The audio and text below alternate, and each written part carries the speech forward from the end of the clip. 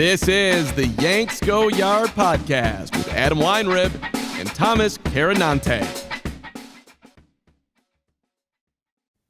Welcome to the Yankees Go Yard podcast. I'm Adam Weinrib alongside Thomas Carinante, coming at you Tuesday afternoon, 4 p.m. Eastern, the very normal time we always do this podcast. We're doing this podcast again. Happy holiday weekend. Happy Labor Day.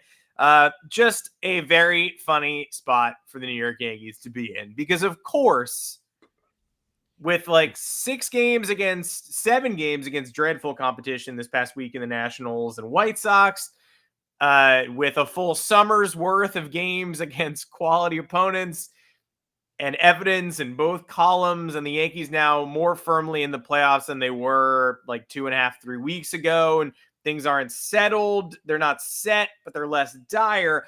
We still ended up in a place where ahead of this 12-game stretch against quality playoff opponents, we have to have the conversation again about what's at stake for the Yankees. What can they prove? As if they haven't already spent a ton of time proving it over the course of the full season. We now have to be like, this is the most important stretch for the Yankees, where they can really show us what they're made of. And again, they already did. They mostly have shown us what they're made of for like a really long time. But because of the way things fell, we almost get a double playoffs this year, where like every October there's a reset and everyone's like, okay, 162 game grind is over. Now is that this 3-game sample will determine my happiness and the next 4 months or whatever. And it's silly, but that's how it goes. That's what the playoffs are. Now we get a second playoffs. We get, okay, I know what happened in May, June, July, August, but these 2 weeks in September, these 4 series against the Astros, Blue Jays, Tigers, and Red Sox, these are the measuring stick. This is the litmus test for a Yankees team that already did 3 months of litmus tests. Because I hate to be saying this, but I have to because it is true. It's right in front of us crowd. We laughed a little bit at the Red Sox for getting a big boost from playing the Rockies and Nationals right before the All-Star game. And then they 4-game swept the Rays and turned it into a 10-game winning streak. And that's why they are where they are now. And they've had a really good summer, and they're firmly in the playoff field. But that's why they are where they are now. They were flirting with 500, and then they played 2 terrible teams, and then they swept the Rays with some theatrics, and that's 10 in a row, and that's why they are where they are now. The Yankees had some terrible teams on their docket, and I'm going to praise the Chicago White Sox and say that they're pretty clearly different than they were last year. Said that before the series, saying it again now. Now they're bad in the interesting way, where they have a whole bunch of rookies who put up good ABs, and Shane Smith might be a number 2 on a good team, maybe a number 3, but like there are pieces now in Chicago, and they're losing because that's what teams with a whole bunch of rookies do. But like, there's talent there. Last year, it was the worst of the worst. If you walked into Chicago and lost a game, you should be ashamed. This year, better opponent. They gave the Blue Jays a tough time. They gave the Yankees a tough time in half these games, and the Yankees won 3 out of 4. The Yankees went 6-1 in this stretch, tacked on the extra win from the end of the Red Sox series. The Blue Jays look a lot more vulnerable these days, as we thought they probably would, but during that Team of Destiny summer, you start getting nervous. And anyway, the Yankees won a whole bunch of games against teams they were supposed to beat. They largely were pretty impressive in doing that, but we're not sure what we could take away from it. But tangibly, they are now 2 games in the loss column behind the Blue Jays in the East. The Red Sox are 3 back in the loss column. They're both 2.5 because of the unbalanced number of games played. That means the Yankees are also 2 games out of having the best record in the American League. So they're in play for the 1 seed. They're the top wildcard team. They're 6 games in the loss column up on a playoff spot. They're 1 loss column game ahead of the Sox, 4 ahead of the Mariners. We got to talk about it. Like because of the way this fell, we now have to at least play act like we think the Yankees have a chance to make genuine noise. Because just like it would have been disingenuous to go into the trade deadline and not trade for people because you're a playoff team, it would be disingenuous to not do a podcast and be like, this is pretty important because they're somehow not just within range of the AL East, but within range of the number 1 seed in the American League. And so are the Red Sox, and so are the Jays, and so are the Tigers. And the way the Yankees play against these teams is going to determine where they fall. They're in a better spot when it comes to sneaking into the playoffs than they were 2.5 weeks ago. But man, they're in a tight spot when it comes to getting a favorable draw and doing all sorts of things that still feel impossible. Thomas Carinante, welcome to the show. We got to talk about them in this context because it's where they are. We sure do. I want to thank the New York Yankees. Asked for a 6-1 stretch over those 7 games, and they gave me a 6-1 stretch. Very close did it there. The best way too. They did it with the 6, and then the ones that you go, we already did the 6. You know. Yeah, we already got there. I don't need to worry about what's going to happen on Sunday. I already got what I wanted. So look, the fact of the matter is they handled business, and there's no arguing with that. More some things ugly, sure. I think that we look at this team, and they're 76-61, and you legitimately cannot believe how close they are to the top seed, to the division crown, and to maybe toppling the Tigers. I think that you sit back and you say, can't believe how much complaining we've done with how close this team is to the top. Sorry. It feels really bad, and it feels like it's irresponsible. But, and this is a but, we watched well over 100 games this year. We have touted the talent on this roster. I think we've all agreed that this is one of the most balanced, athletic, whole rosters the Yankees have had in quite some time. I'm talking, mostly from a position player standpoint. The pitching is the pitching. They're always doing things to figure out the bullpen. They're always getting some young guys in here to try and change it up. I think the formula has been that way for the past 5-6 years. I think they've delivered on their ability to fix the pitching staff for the most part this year. I would like some things back. Not going to get them. It is what it is. But you look at the position player side of things, and they have a number of young guys stepping up. They have players aggressive on the base paths. They're playing largely good defense from an athletic standpoint, not from a fundamental standpoint. And you say, wow, if they tighten a few things up, this is a really good team. And it's really not a whole lot different from last year outside of Juan Soto departing. But if Juan Soto doesn't depart, this team doesn't have the roster flexibility that it does now. The only massive hole here is Garrett Cole being out for the season.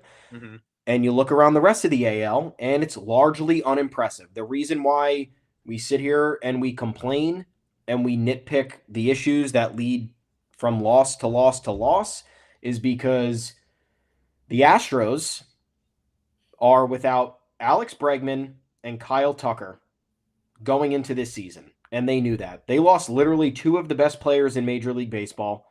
They lost Yordan Alvarez for most of the year. Their pitching staff has been decimated, and they are still right there. They are the same, if not better than the Yankees. So that's a little bit frustrating to know that they've lost that many pieces and they're still able to persevere with the depth and just with their stature in the American League. You look at the Blue Jays. They finished last in the AL East. I'm not saying the Blue Jays didn't do a good job of fixing their roster in the offseason, but if you look at what this roster is made up of, the same nuts and bolts are there from last year and the year before and the year before that. Not a whole lot of momentous changes, just a bunch of guys who improved year over year or went from hellish 2024 to really good 2025. So the Yankees have been accustomed to playing this exact same roster for 4 or 5 years, and now they can't play them this year for whatever reason. The Red Sox went into this year with a weird roster. We talked about the Alex Bregman addition, how it creates a form of redundancy. They end up having too many utility players in the beginning of the year. They trade their best player in the middle of June. They don't look like they're going anywhere. And then all of a sudden, they're a contender in the middle of the summer. They are right there with the Yankees. They win 8 straight against the Yankees. And that's the difference in the race, essentially, right now. So you look at the Tigers. I like the Tigers. I think the Tigers are a great team. You also look at the Tigers. And this is us talking from a big market perspective, but they, outside of Tarek Skubal, it's a team of ragtag players, and I don't think there's anything wrong with that. But if you're the Yankees with a $300+ million payroll, and you're looking at the Tigers, who are at I want to say they're probably below the first luxury tax threshold, if I'm not mistaken. Could do a little fact check there in a minute, but you look at those 4 teams and then the Mariners, who the Yankees have their number of over every single year. And you do sit here and wonder and say, okay, how many opportunities did this team give away to not be the number 1 seed right now? Or how many opportunities did this team give away to put themselves in a precarious position where this 12-game stretch could dictate the fate of their season? And I understand there are plenty of junctures of every single year where a certain stretch of games is going to determine what is. But the Yankees have had like 4 of these so far. They have mostly failed in all of them. Again, their 500 record against teams above 500 is mostly because they've beaten up. Well, 6 of those wins came against the Royals, and the Royals turned into a above 500 team like 3 weeks ago. Mm-hmm. So I'm not sure how much that's going to take into account. And the Yankees beat up on the Mariners, who they do that every year. So you have 11 or 12 wins from the usual suspects, and then you're losing to all of your rivals and all of the chief competition that is making up this current playoff race. So, yes, I understand. It sounds like whiny, annoying Yankee fans complaining about a team that still has a month to take over the top seed in the AL. But at the same time, it kind of should already be theirs if they could just clutch up and not make crazy roster decisions and managerial decisions. And that's really where the frustration lies, because again, I think we like this roster. I don't think we've had a whole lot of complaints about the roster. We've had a few complaints about a few decisions they've made in terms of coming into the year and then the moves that they made at the trade deadline. But for the most part, like, we haven't had any complaints about the offense overall outside of it being too boom or bust or it not stepping up against top contenders. So I think it is nice to sit here and say, great, the Yankees can prove that they're not pretenders because they have 12 games coming up against the Astros, the Blue Jays, the Tigers, and the Red Sox. But they've also lost series to all of those teams this year, and they cannot win any tiebreaker against the Blue Jays or the Red Sox at this point because they've dug themselves such a big hole. So, and all of those teams have been just as disadvantaged, if not more, than the Yankees. So there's contextualizing the frustration. But then again, life isn't the worst. I would like to see them do this against not the Nationals and White Sox. Yeah, the funniest thing is that we're getting ourselves psyched up. I'm even seeing some of the same verbiage in the tweets of like, I am scared and excited, like I'm ready to be hurt again or whatever, that I saw before the Red Sox series a week and a half ago. Like, we just went through this. That was only a 4-game series. It was at home. And so when I'm trying to examine, okay, how confident do I feel in each of these 3 series? At least they're all 3 games and not 4. And I start to think, well, the home ones, I mean, call me delusional, but I think, at the end of the day, I have faith in the Yankees winning the home series against the Blue Jays, who look worse lately, and the Tigers. But then I think back to before they played a Red Sox team that had just lost some heartbreakers to the Orioles before coming to the Bronx a week and a half ago. And they lost a close game in which they couldn't hit in the clutch, and the Red Sox couldn't either, but edged them out. They lost a 1-0 game in which they couldn't do anything. And then they lost an embarrassing slot fest on Saturday, as they're wont to do when they've already lost some tight games. They're like, well, all right, we just ain't got it. So I guess here comes a bunch of trash. Here comes some drops and some bad throws. And this is the one that's going to have the think pieces coming out where people are like, what happened to the core and the heart and soul of this Yankee team? So they regroup on Sunday night, win that game, hold off Boston, and then go on this easier portion of the schedule and run train. And now here they are right back at the starting point, just ahead of the Red Sox in the loss column and licking at the heels of the Tigers and Blue Jays suddenly. And now we have to have the same conversations when we really did just do this a week and a half ago, where every Yankee fan was like, we're coming home against a rival. You're playing better. They're playing worse. Prove it to me. And they proved that they don't got it. So we like this team. I like the perplexing part is that this roster has given away games with their lack of mettle and their lack of temerity and their inability to match up to these better teams. Pythagorean record, always going to point to it, a solid measure of whether a team is over their skis or underperforming. They should be, and yes, some of this is from the blowout wins they've had against lesser competition, but we all know if we watch this team, a lot of this is because of the games they squandered, multi-run leads in the 7th inning or later, 9th inning, extra inning games on the road. 81-56 is where they should be.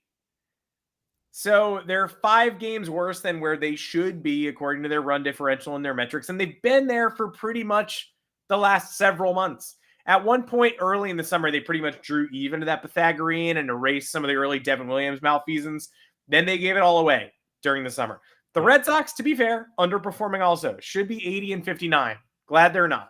That's crazy that they even had that high of expectations. We're both in the same spot, and I maintain that the Red Sox would still be good or better if they had Rafael Devers. They did not need to trade Rafael Devers to clear a path for Roman Anthony. They ended up losing Willie Abreu to injury anyway. It always works itself out. They would be even better with Devers at DH, but in a vacuum. Because in the real world, Devers was like, I don't want to do that. And he was sulking and playing like crap. So in the real world, maybe not true, but there's definitely a world where they keep him. He's DHing. They're the clear-cut favorite in the American League instead of being just one of many contenders. But here go the Yankees once again, having to, bringing a pitching staff that's rounding into form. Cam Schlittler changes the equation significantly. Their number 5 starter is Luis Gil right now, and you counted him as sort of like the get right guy, the guy who's still looking for it, searching. When he first came back, he's been awesome for a couple starts in a row now.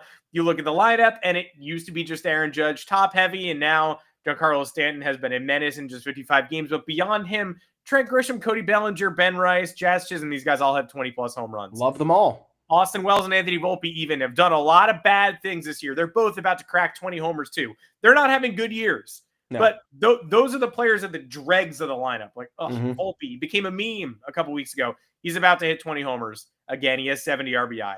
So I fall somewhere in between the unplayable, disgusting, every lineup with him is a disaster, and Aaron Boone saying, in what universe do you send that guy down? No, there's a middle ground, but also, again, he's like your worst regular, and he has 20 bombs and 70 RBI. So There's so much to like about the lineup. The rotation is imperfect, and if a guy like Max Fried is going to be his midsummer self, that's a problem. And if Carlos Rodon is going to be big game Carlos Rodon, that's a problem. But they look a lot better than they did during their worst moments of the summer. I'm not going to trick myself into projecting greatness for this team in October, or that they're going to make a statement. And I've seen a lot of people say they have to go 8-4 in these series, or else I won't believe. I don't even think I would believe in them if they went 8-4. I wouldn't be like, that cements it. I don't have to worry about them anymore.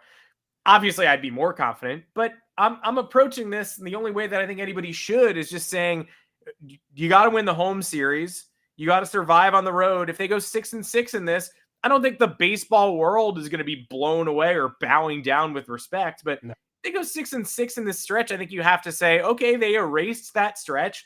They're probably still comfortably in a playoff position, and now they can go back to work. If they want to take the East, they got to go 8-4. They got to probably sweep the Jays. But I don't think it's fair to assume that. And I don't think it's ridiculous, though, to say that in a home series against the Blue Jays, who are starting to reel a little bit, and in a home series against the Tigers, who shouldn't have Tarek Skubal, he doesn't line up unless they do some shenanigans, which they might.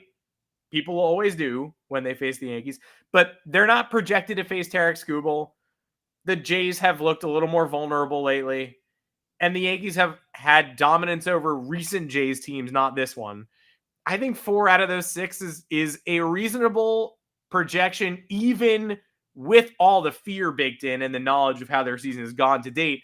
That said, we know how their season has gone to date. So if they lose the first game of either of those 2 series in embarrassing fashion, I'm definitely going to be right back in the dumps being like, oh, that's like the one way you couldn't lose that. Okay.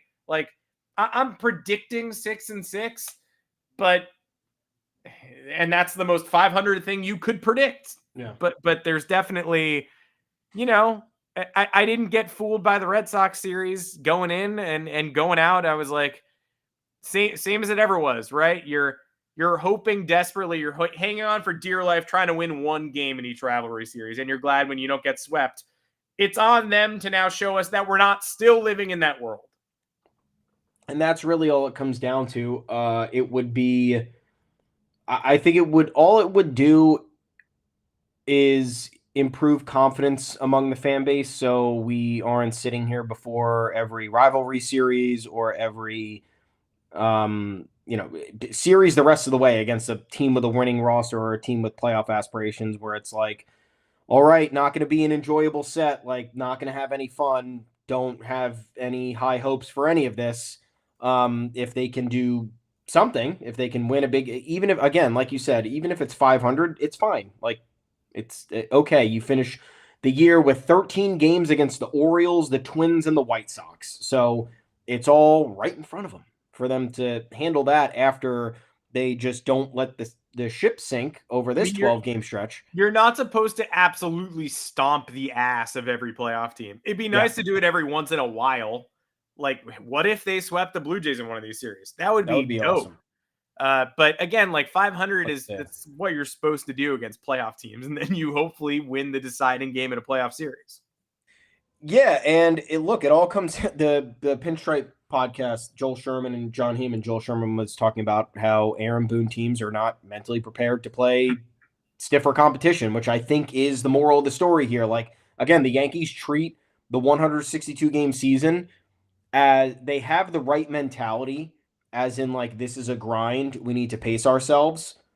So, like, that, I think the overall sentiment is there, but they let it go too far where it's like, oh, yeah, we're spiraling. Like, that's fine. There's a lot of games left. So we'll be able to get through this, won't we? It's like, I don't know. You kind of barely just got out of it since Memorial Day. And that is half the season. So you played a half season's worth of really bad baseball.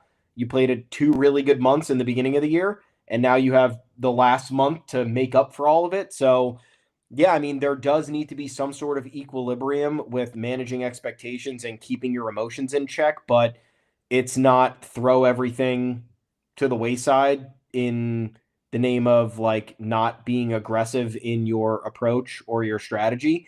The Yankees should have gotten way more aggressive in their approach and strategy in the beginning of July after a month of really bad baseball and a month of uninspiring play.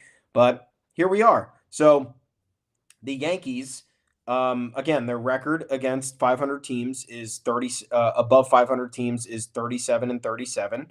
And here's another disclaimer. So it's 6-0 against the Royals, again, who did not get above 500 until a few weeks ago. It's 3-0 against the Brewers in the first series of the season, which, I'm sorry, we discussed this last episode. It simply doesn't count. The craziest thing to ever happen. Yeah. It is a completely different team. That is the best team in the league by far. And, like, if the Yankees played the Brewers today, I would bet a lot of money on the Brewers winning 2 out of 3. And I don't think that that's even a stretch. You have 5-1 against the Mariners, which is great. And I don't even know where these other wins come from. I really don't. Who else is above 500 here? They beat the Astros once. They beat the Tigers once. Lost they beat those the series. Red Sox twice. So here, you lost to the Diamondbacks. You lost to the Cubs. You lost to the Reds. These are all series losses, by the way. You lost to the Tigers. You lost to the Astros. You lost to the Dodgers. You tied the Mets. You lost to the Phillies. Okay, so the wins come from the Padres. They went 2-1 in that series. Mm-hmm. Seattle, they went 5-1 in the 6 games. Are the Cardinals above 500? I know they were hovering. Yeah, not anymore. They lost to the Cubs. The Guardians are a question mark too, because they're now back at 500. They're 3-3 against the Guardians, so it took a series from them. What about the Rangers? They're surging, right? Yeah, they're over 500 again. Okay, so the Yankees are 4-2 against the Rangers, and then you have the games that mostly matter. You were 2-8 against the Red Sox. You were 3-7 against the Blue Jays. And then, like I said, you've lost all of those 3-game sets to those other teams. And right now, they have an opportunity to make good on the Astros and the Tigers. They'll play those 2 teams over the next week and a half. So there is a world in which they could flip the script. But if you have, let's see, you have 15 of those wins. You have 15 of those wins coming against fringe playoff opponents, or a team that was not prepared for the first series of the year, then yeah, I mean, like, that's going to raise questions.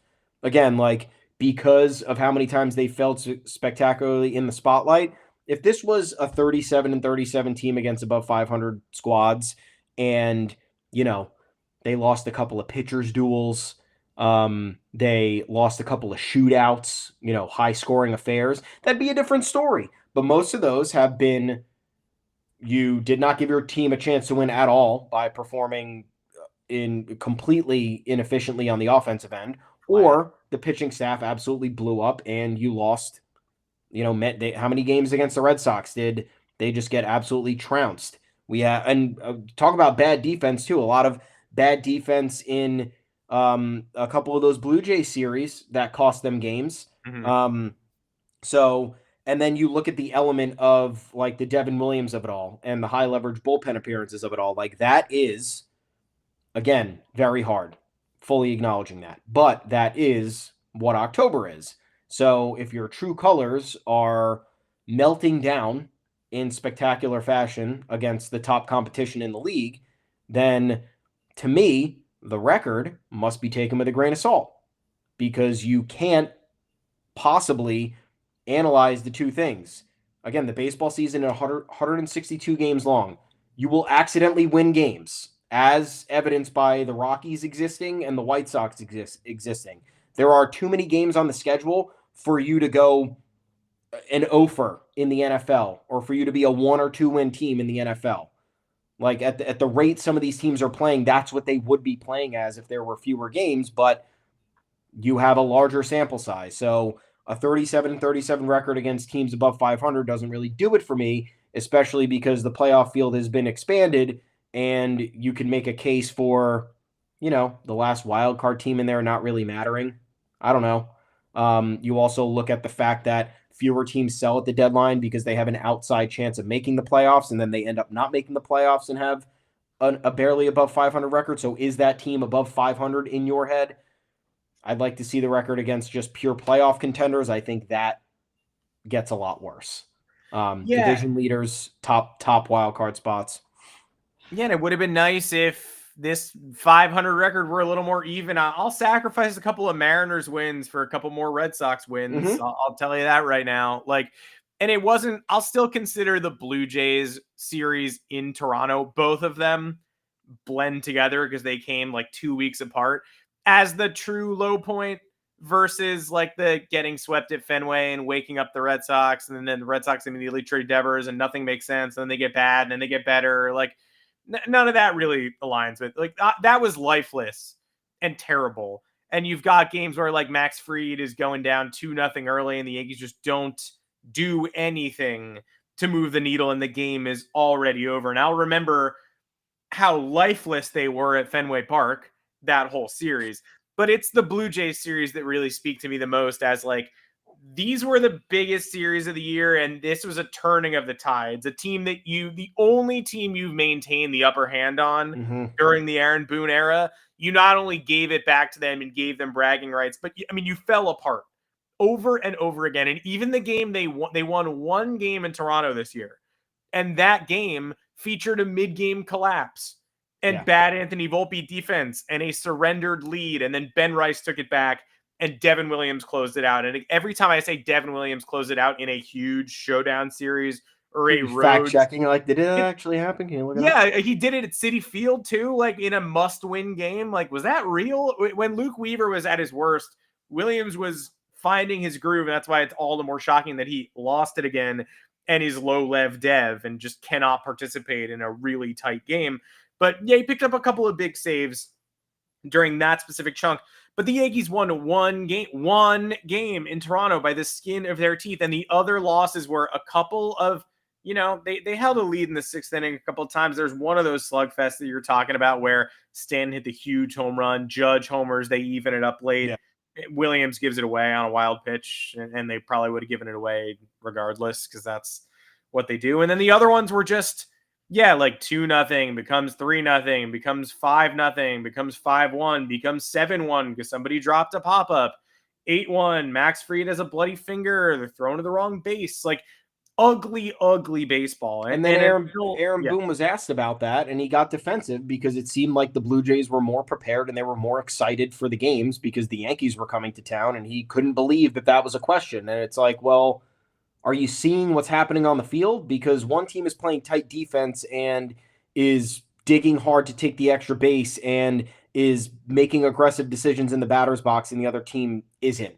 And that's the team that isn't is your team. So I don't know. Like, that's the other thing. The responses to these questions is where we have a big problem with this team's outlook. Because if this team is not prepared, or they're convinced that whatever they're doing is good or infallible or just part of the process and everything is going to be fine, then that's where they're doomed. Yeah, they still feel like they're in a tough spot to defend. And yet again, like, we have to contextualize them here because they did what they had to do for the past week. They are now in range, exactly where they need to be, to really disappoint some people who have put their full stock of faith in them. But they've also looked very good. And the counting numbers at the end of the season, if they don't do great things, if this is another 2021, which, by the way, did feature a big winning streak at the end of August. So my eyes are rolling out of the back of my head just thinking about the fact that I lived through that, and this has felt similar all year, and here we are. If you like are really bought in, and at the end of the year we look at it and it's 2021 again, you are going to look at the numbers and be like, what the fuck happened to these people? How are all of these people in one lineup and we still didn't trust them in a big game? And we still didn't believe that this was going to manifest in the way that it should. So, like, I mean, we talked about the National Series, talking about the White Sox. It's really hard to do much. Did I learn anything? Did I glean anything? I will just thank them for how they handled that, because they did face some adversity in games 1 and 3. They blew a 4-0 lead early in game 1 after Anthony Volpe made an error that gave the White Sox an extra out and turned into a grand slam. Then they took the lead back. It was a lot like way lower stakes, but game 4 of the ALCS last year, when they blow that lead, Mark Leiter Jr., shot puts a ball through Anthony Rizzo's legs and the game is tied, and they fight back against Emmanuel Clase and they win. And then at the end of the day, we go, whoa, shockingly good win. Good job by them battling back, taking the lead, and then extending it to the point where it wasn't even nerve-wracking later in the game. Blowout in game 2, and then a road extra innings win. You discount it all you want if you want to say it's just the White Sox. And the one area where I will say you can say it's just the White Sox is when you beat their bullpen, because their bullpen is still pretty bad. But David Bednar held on for dear life. Ball goes like 2 inches foul and off. If it was a couple inches fair, the Yankees would have lost. Yeah, but it didn't. So we don't need to think about that. The Yankees hit 7 home runs in the first inning. They would have won. But and they go out in extra innings and put bat on ball, do what they have to do. Bang, and bang. Davis Martin, Shane Smith, Martin Perez is a tough draw. And a red hot Colson Montgomery is a tough draw. And I can't believe Yankee fans were genuinely like, they should have intentionally walked Lenyn Sosa to face Colson Montgomery out of nowhere with 2 outs and nobody on. Wimp behavior to set up Colson Montgomery. Yeah. That's not real life. That's not baseball. That's playing splits ball. You don't put dudes on base when you have 2 outs and nobody on. Hindsight ball. Your only job is don't give up a home run to Lenyn Sosa, who is a league average hitter, and they failed. You gave up a home run to Lenyn Sosa, who's a league average hitter. But yeah, just don't do that.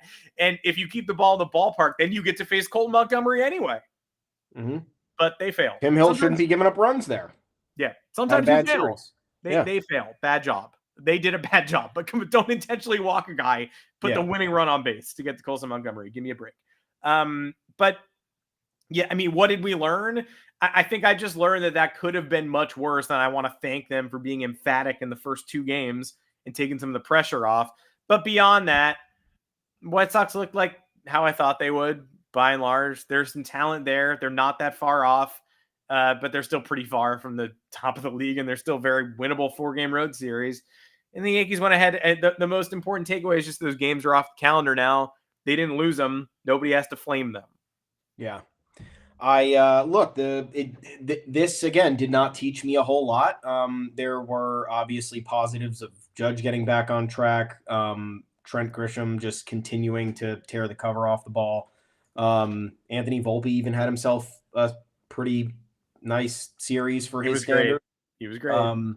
So I think that Austin Wells is having these little fits of finding himself and then going back into whatever he's been going through this year. I hope it gets better for him, but for the most part, you had a cohesive effort from top to bottom. I will say that the one thing that Aaron Boone needs to stop doing is Paul Goldschmidt leadoff. It's just no longer a thing. Shouldn't be a thing. Sorry. As for the pitching staff, I wasn't a fan of using Fernando Cruz for 3 out of the 4 games when he just got back from injury. Yeah, that was bad. Tim Hill is not making me feel any better. I don't think that this is the Tim Hill that the Yankees thought they were getting this year, and that's okay.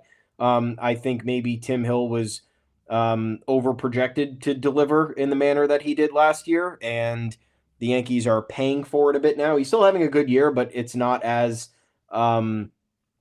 comfortable, if you will, when he comes into games now. And same goes for Devin Williams. He had the 7 1/3 inning streak where he was in low leverage. He struck out 18 batters, and then, he comes in at the first sign of like semi-medium leverage and he coughs it up. So yeah, it's again not to sound again like the on paper baseball dork guy, but you look at Devin Williams' stats and it's crazy how bad he's been. Given 52 1/3 innings, 76 Ks, the whip isn't bad. Like you read it and you go like they're misutilizing it, or perhaps a streak of luck is around the corner. And no, we've all been here. His ERA is 5. He's a great low leverage arm right now. And they dipped their toes in the waters in that White Sox series. And he was like, here's a pretty important reminder that I still can't do this. And he botched another game. Yeah. It's tough because you look at how this team's going to structure the bullpen for down the stretch and in the postseason, and there's kind of no answers. David Bednar is the closer, and then everything else is what it is.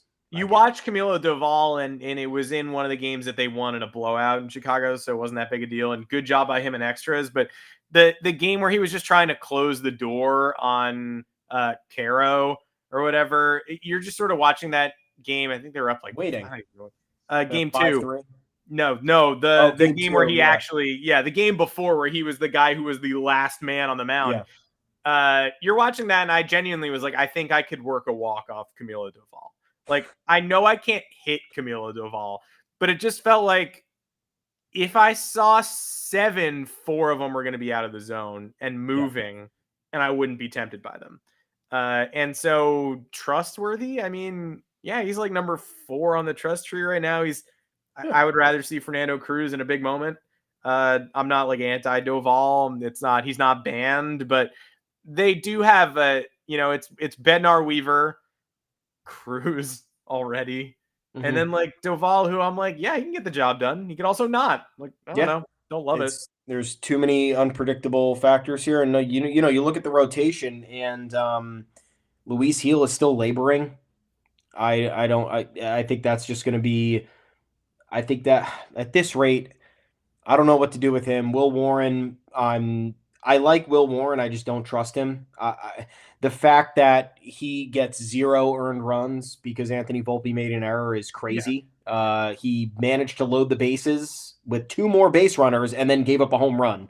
So that's Will Warren's fault for not picking up his teammate. That's not Anthony Volpe's fault for making an error with 0 outs. Yeah, I mean, yes, obviously we'd love Anthony Volpe to not make errors, but if you're Will Warren and you are pitching at, he's having these bouts of going out there and shutting lineups down, and you're like, oh my God, this could be a promising rookie. Or he goes out there and he struggles early on and takes you out of the game immediately. If you're a pitcher who's projecting to be of the former, you can't go out against the White Sox and do that. And you can't go out against the White Sox and immediately give back 4 runs because there was one sign of trouble early on in the game and one of your infielders didn't make a play. So that's where I am wondering, like, what do you do with the playoff rotation? Does Luis Gil just piggyback somebody or go into the bullpen as a flame-throwing option? Does Ryan Yarbrough slot into the rotation? You have some sort of tag team effort with Warren, Yarbrough, Warren, Gil, Yarbrough, Gil, like however you want to do it. Do all those 3 of those guys come in a game and pitch 2, 3, 4 innings if you can manage it? So, like, I don't know. My confidence in Carlos Rodon in a big game flip-flops often. Max Fried, same thing. We've seen him deliver in the clutch, and we've seen him completely melt down, both as a Yankee and not as a Yankee. So, again, this series was good in terms of moving the line, in terms of getting guys reps. Like, again, I look at the Cruz thing and I'm like, all right, cool. You got him in for 3 games in the series, and that's great. But are we not concerned about the shoulder and the oblique, which was two serious problems this year? Cruz cannot, there is not another reliever who can go down at this point. The Yankees can't afford it. So that's a precarious position that they're in, and a reality that we have to live with. Otherwise, again, not a whole lot to learn. A couple of negatives here and there, a couple of positives with the offensive development and the line still moving. We do complain about them playing down to competition. I don't really think they did this in this series for the most part. They had 2 blowout wins, and then they had an unfortunate battle in the third game that they didn't really need to have, but it's baseball and it happens. And then you have a team that's on the verge of getting swept of a 4-game series, trying to throw everything at you, and their best pitcher's on the mound, and you lose that game 3-2. So, not the worst thing in the world. For me, the biggest things are you got to figure out Luis Heel and how to make him more efficient or more accurate at the very least, and you have to figure out how to not have Will Warren be blowing up before the 3rd inning, because those 2 things are putting the offense in a hole. And again, the offense isn't really to blame. We have the gripes with runners in scoring position. In reading about every other team, I feel like that's a common theme. It's the hardest thing to do, and people get very frustrated with it. But again, the talent level is higher here. The talent level is very good. The talent level has consistently been delivering. Now it just needs to come through in the big moments, which changes you from a regular season team to a playoff team. So, again, congratulations. 6-1 in those 7 games against inferior opponents. You got the Astros tonight, starting a 3-game set. Here's the deal. The Yankees haven't lost in Houston since 2022. I don't give a shit about that stat because it's fake. What I do want to try to gain an advantage on is that the Yankees get an off day, which is very crucial. They got it on Monday, and the Astros are 8-9 in their last 17 games, and that's against not great teams. That's against the Angels, that's against the Orioles, that's against the Rockies, and I want to say maybe the Red Sox in that span. So the Astros are not playing great baseball, but they've managed to stay afloat, and I don't want the Yankee series to wake them up, and I fear that that's a possibility. But that'll be up to the Yankees to decide tonight. And I don't like the start that they're off to already with all this Giancarlo Stanton left field flip-flopping. I don't know how Aaron Boone tells the media that he doesn't have plans to play left field in Houston when that's the only logical position for him to play in Houston because of the outfield dimensions. And then 3 days later, he says, oh, no, that's our starting left fielder for tonight. So it's just a bad look, bad communication, whether it's the Yankees not actually communicating that to like, oh, here's a plan. We have a series upcoming against a fellow contender. Let's figure out how we're going to align the defense since Judge still isn't ready to play. Or if it's a classic case of the Yankees, like the media asks a question and gets ahead of whatever their decision is, and the Yankees are like, no, what are you talking about? And then 3 days later, they sneak it in there to kind of gaslight the media. It's like their favorite thing to do. So I don't know which one it was. Either way, it's either irresponsible or childish. But if Aaron Judge is heating up, if Giancarlo Stanton has a lane to play comfortable defense in Houston, if the rest of these guys continue to each of these offensive players picks one another up on a given night, or we can keep being aggressive on the Bates pass, or we make fewer defensive mistakes, this series should be a win. It should be.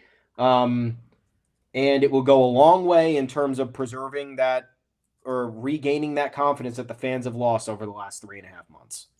3 months. Come on. Yeah, we're 3 May months. was great. May was great. We'll see. The Framber Valdez and Christian Javier. Obviously, we can't avoid those guys. The Red Sox also, a lot can change in 2 weeks, but if somehow mapped it out so that we get Giolito, Bayo, and Crochet in the 3-game series at Fenway Park, like obviously. And who starts the middle game? George Costanza again, the guy who threatened to no-hit the Yankees against Max Fried. not encouraging, but you're right. The Astros have been, as much credit as we want to give them for withstanding the losses of Tucker and Bregman, they have looked pretty against some majorly unimpressive competition in a couple of different stretches this year. The A's, who I would not want to face the A's right now. I'm glad we talk a lot about schedule luck. I'm glad the Yankees got the A's out of the way when they did, because they are scrappy, bothersome, and they hate you. They enter series behind Mark Kotze with a lot of young talent and saying, "I don't like you. I'd like to defeat you." And the Red Sox get them for 2 series in September. A very interesting clash of attitudes. They took Houston to task this summer. So outside of the Astros have persevered. They have done a good job. But they have been a lesser version of themselves, and they got swept out of Fenway Park, and they're on a tough stretch lately where they're not playing well. I do think this still qualifies. I think that this series and the Fenway series, the bookends of this, still qualify as situations where if you can get out of here and survive, if you could do the minimum, if you could take one and win your home series, you'll be fine. But what if the Yankees just got off to a better start? What if they got themselves 2 out of 3 here? They got themselves a little bit of breathing room. They used their platoon lineup to hit Framber, who they beat last time they faced him. And what if they managed to even give some starters some time to breathe and give Ryan Yarbrough a start every once in a while? I mean, it's going to be way easier if they're able to take care of some semblance of business against really top quality opponents, so they can go into that back half, the final 13 games, and say, Ryan Yarbrough gets 2 starts here. We're limiting Will Warren's innings. We're limiting Luis Gil's innings. We're limiting Cam Schlittler's innings. We're keeping them fresh. That would be the ideal. I'm sticking with 6-6. I think I'm feeling pretty confident in terms of the home series. And, I know what the road series are. They might surprise me, but these are 2 places I don't want to go. And congrats on winning, sweeping with Juan Soto and sweeping in 2023 when you called up Jason Dominguez. But those series have nothing to do with now. They have nothing to do with the 2022 ALCS. I'm glad this hasn't been quite so much of a house of horrors the last couple of years, but it's been a summer of horrors, and the Yankees are going to need to win a game or 2 to diffuse some early tensions in this huge stretch. I think my official prediction is 6-6, but we just got burned a week and a half ago. It would not shock me to get burned again. Yeah, it's so true. I am looking at the pitching matchups, and we have the advantage in the Astro series. It's Fried versus Framber, Will Warren versus George Costanza, and Rodon versus Christian Javier. I think really all 3 of those games are in our favor. Framber has been good this year, but he's shown plenty of cracks. I think Fried is superior to him talent-wise. I don't think that's an unfair thing to say. And again, if they just don't turn into mush against Jason Alexander, like, you're looking at a series win here. Then again, it comes down to the fortitude. Are they going to be prepared? Are they going to hit with runners in scoring position? Are they not going to lie down against an inferior pitcher? I don't know. You look at the Toronto series, Cam Schlittler versus Kevin Gausman, Luis Gil versus Max Scherzer, Max Fried versus Chris Bassett. Schlittler to me is the man. Mm-hmm. So I'm giving him the edge over almost any starter, and the Yankees have had success. The Yankees have seen Kevin Gausman a lot and have gotten to him a lot, so I think that that's a major plus for that one. I think you flip a coin with Gil Scherzer, and then I think Fried should beat Bassett again. Like, this is on paper. This is not any other crazy analysis. Yeah. But I think really where it gets advantageous for us is the Tiger series. So the Tigers just announced they moved Chris Paddock to the bullpen. He was supposed to start the finale of that one. Yeah, we were supposed to see him. Yeah, so now don't know what that's going to be. But either way, like, I think facing a different option than Chris Paddock is probably advantageous, because I don't know who they're going to fill in. They don't have any better options necessarily. Charlie Morton's in here, right? Charlie Morton's in here. Casey Mize is in here. And Charlie Morton has not been great. He's been solid, but he's not been great. So that's Warren, Morton, Rodon, Mize, Schlittler versus question mark. So Schlittler versus a question mark to me should be it. Rodon, Mize. Rodon's got a lot of experience against the Tigers during his AL Central days. Casey Mize is solid. And I think that if the Yankees can get to Morton and Will Warren can keep it together, I'm not saying a sweep, but I'm saying, again, you have a lot of things falling into your favor. So if they can continue powering the ball, if they can continue putting pressure on the opposition's defense, if they can put pressure on the opposition starter to get to the bullpen earlier, like this is basic baseball strategy. I understand we're not really unearthing anything new here, but that sets you up well to go into the Red Sox series with a winning record and then just say, shrug. Let's see what happens now. I'm going to go with 7-5. It's highly possible. And I can't help but feel good about just that. Because I'm trying to be nice. Yeah, I can't help but feel good about the Blue Jays and Tiger series before it starts. You have to acknowledge that the Yankees have hit some offensive peaks lately that they were not hitting earlier in the year. The addition of Stanton to the lineup as just he was not the thumper he's been the last time the Yankees faced off with the Blue Jays, and certainly not when they went to Fenway Park. He wasn't available. He didn't play in those games. So yeah, I hate the opponents. I don't think we're poised to have a whole lot of fun. I don't think we're going to dance around, but theoretically, this is what you play baseball for. Imagine. Yeah, I can't. Fucking dancing around our living room. No, I mean, look, if they sweep one of these teams, I'll do a dance. I'll do a dance if they sweep one of these teams. I considered doing a dance when they swept the Nationals. Yeah, I did a mini dance for that. It just felt good. It was like I didn't do it, but it was nice to be like, ugh, they're obviously going to drop the heel game in the middle here. Oh, they didn't. Okay, well, they're not going to win all three. Oh, it's like 10-0 in the third. Okay, great. For the first time in forever, I don't have to think about this. Yeah.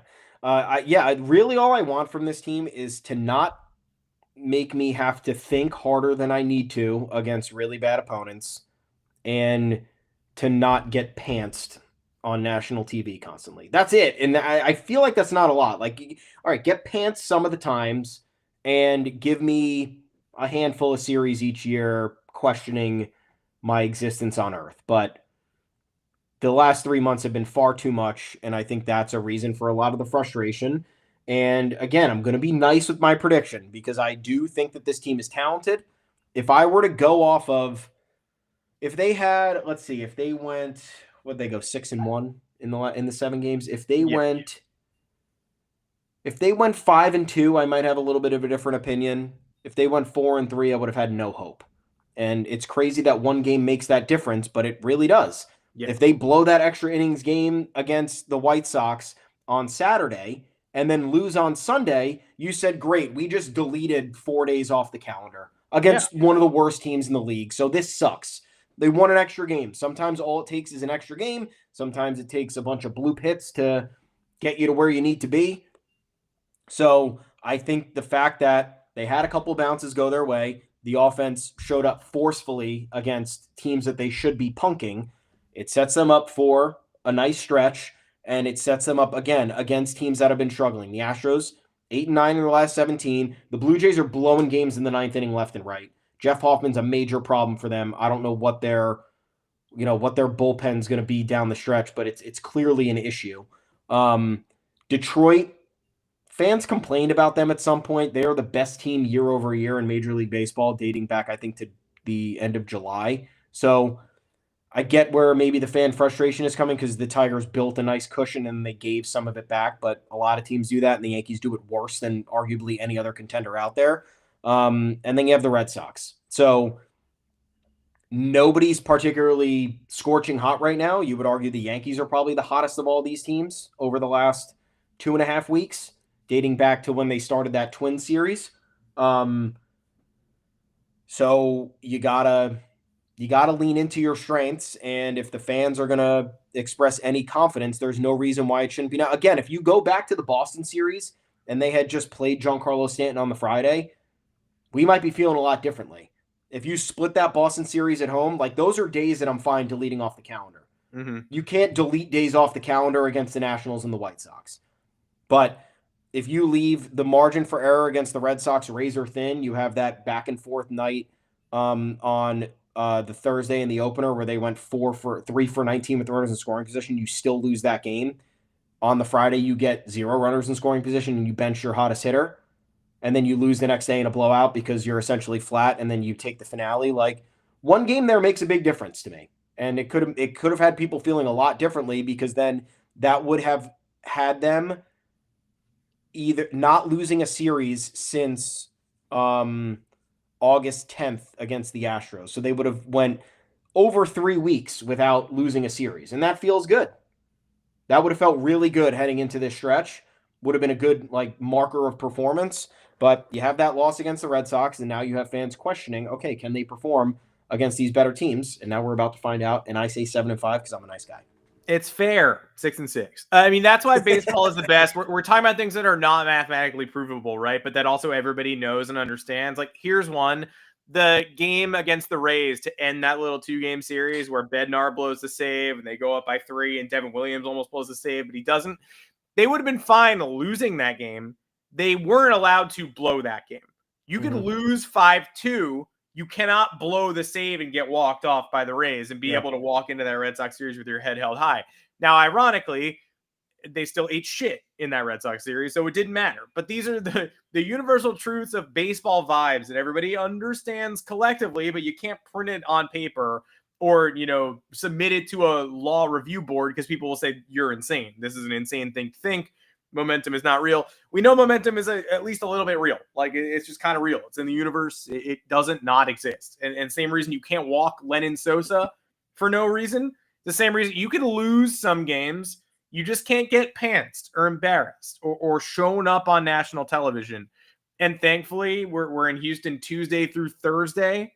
None of these are on national TV to my knowledge. Maybe one of them's on TBS or something, but TBS, TBS Prime. Yeah, TBS and Prime. Oh, great. Well, I mean, I would have thought they weren't because 8-10 p.m. Eastern starts. Usually those are restricted. Oh, I forgot about that. Yeah. Local broadcast. But yeah, we're on TBS tonight. You can watch us on MLB Network tomorrow, I guess, and MLB Network Out of Market on Thursday. So I guess these are hella nationally televised. MLB Network Out of Market on Friday for it says MLB Network Out of Market every day. Does that just mean MLB Whip Around or whatever? Because I know. Tell me. I don't know what that means. Let me know if you're in Dubuque and you have to watch the fucking Yankees every single day on MLB Network. I would be super mad about that. But no ESPN Sunday Night Baseball this week until they go to Fenway. Obviously, no kidding. There's an Apple TV Friday night game, but there's no big Fox game. Fox is the one that always kills us. Just don't embarrass yourselves when you're on some form of regional national television. Fox is a killer for us, man. It's a different story. I actually like the Fox score bugs, but I hate seeing them because it means we're about to do the most embarrassing shit of all time. Yep. We're about to do a kickflip and fall tooth first. So just don't embarrass yourselves. If you have to lose games, which you do, you are not going 12-0. You must lose. It's actually even in the rosiest projections. There are some must lose opportunities here. Just go down swinging. Don't embarrass yourself. Show something. Show spark. And we'll be back to podcast on Thursday, and then next week a couple of times, Monday, Thursday, to talk about what we've seen. So see if our hopes line up with reality, our expectations are matched or met or exceeded. What do we got? What do you got? So for many us, possibilities. Yankees? I'm Adam Weinrib. You can find me on Twitter at Adam Weinrib. Thomas Carinante. Where can the people find you? At Tommy's_takes. We are both at the official Yanks Go Yard account at Yanks Go Yard FS. Don't know how much analysis you guys need, right? We can dive into whatever splits you want. Fact of the matter is the Yankees need to win baseball games. Aaron Boone needs to manage the team to the best of his ability, and the top players need to step up. So head on over to yanksgoyard.com where we are writing about all of that, everything under the sun as it pertains to the Yankees. A lot of stuff up there that we are not talking about on the podcast. And speaking of the podcast, please like and subscribe to the YouTube channel. Easiest way for you to follow us, know when we're going live, and anything else. Some shorts on there, fun little clips. So yeah, appreciate you guys tuning in. Appreciate you guys reading. As always, we'll see you on Thursday. Let's go Yanks against the Astros. Maybe 2 games deep in the Stros series. Next time we see you Thursday, 2:00 Eastern time. Same YouTube channel, same podcast platforms. Till then, take care.